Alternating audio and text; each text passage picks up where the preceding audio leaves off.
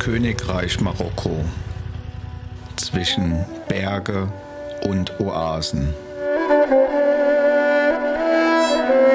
Wir fahren die Straßen entlang der 1000 Kasbahs, Pässe im hohen Atlas und Wüste im Süden Marokkos.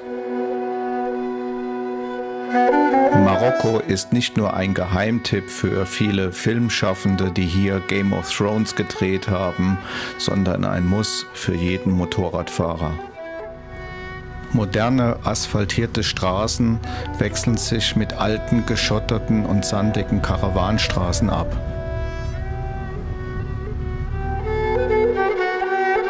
Seit unserer Motorradreise durch Südafrika, muss ich zugeben, fasziniert uns dieser Kontinent. Als wir uns im letzten Jahr kurzfristig für einen Motorradurlaub in Marokko entschieden haben, haben wir noch relativ wenig vom Land gewusst. Die Reise sollte bereits 2020 stattfinden und wurde Corona-bedingt leider dreimal verschoben. Im September 2021 sollte es nun endlich klappen und bis dahin konnte ich mich etwas mit der Geschichte von Marokko beschäftigen.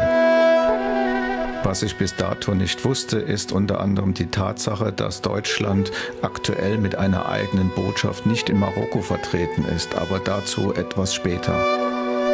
Wir wollen vor allem ausgehend von Marrakesch den Grand Sud fahren, wie die Marokkaner das Land südlich des Hohen Atlas nennen. Im Osten sind dies vor allem die Stein- und Geröllwüsten bis an die algerische Grenze, die dann weiter westlich und südlich in die Sanddünen der Sahara übergehen. Die Tour führt uns aber auch durch die fruchtbaren Täler von Dra und Dades, die Oasen mit Tausenden von Dattelpalmen, Oliven, Mandel, Aprikosenbäumen und das Tal der Rosen, vorbei an viele Dörfer und Städte der alten Karawanenstraßen.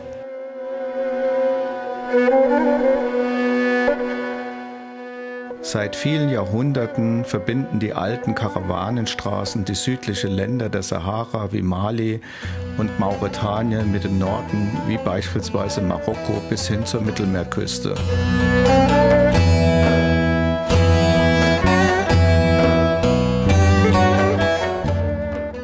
In den Oasen an den Routen entstanden Märkte und Herbergen und ganze Dörfer und immer wieder überfielen räuberische Berber die reichen Karawanen.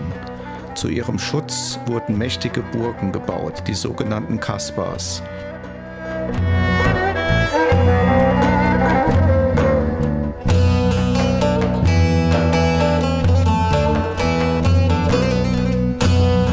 Früher bestanden die Karawanen aus ca. 200 bis 300 Kamele.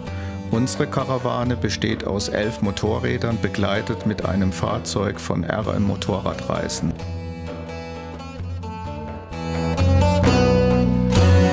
Normalerweise bereisen wir ein Land mit den Motorrädern auf eigene Faust. Doch jetzt, während Corona und den zahlreichen Bestimmungen in Marokko, wollten wir die Planung in professionelle Hände geben.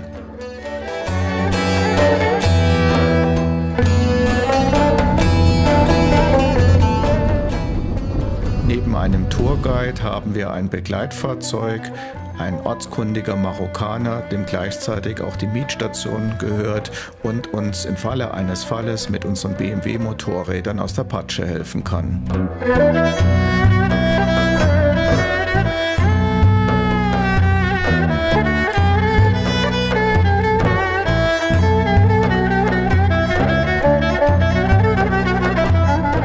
Nun etwas zu Marokko selbst. Marokko ist zwischen Gibraltar und Tanger durch eine etwa 14 Kilometer breite Meerenge von Europa getrennt und stellt quasi die Schnittstelle zwischen der EU, Afrika und der arabischen Welt dar. In den völkerrechtlich anerkannten Grenzen hat der Staat eine Fläche von ca. 446.000 Quadratkilometer. Aber Marokko beansprucht noch die Fläche der Westsahara und hätte dann 713.000 Quadratkilometer. Die Nachbarstaaten sind Algerien und Mauretanien. Marokko liegt am Atlantik und gleichzeitig auch am Mittelmeer. Dort liegen die spanischen Enklaven. 2/3 des Staates bestehen aus den Gebirgsketten des Atlasgebirges. Marokko hat ca. 36 Millionen Einwohner und die Hauptstadt ist Rabat.